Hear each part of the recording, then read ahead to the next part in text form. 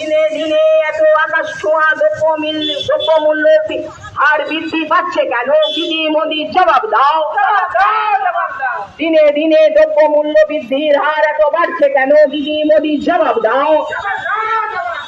ইনকলাব জিন্দাবাদ, ইনকলাব জিন্দাবাদ, অগ্রগামী মহিলা সমিতি জিন্দাবাদ, অগ্রগামী মহিলা সমিতি জিন্দাবাদ। লতার এই মাটিতে নারী নির্যাতন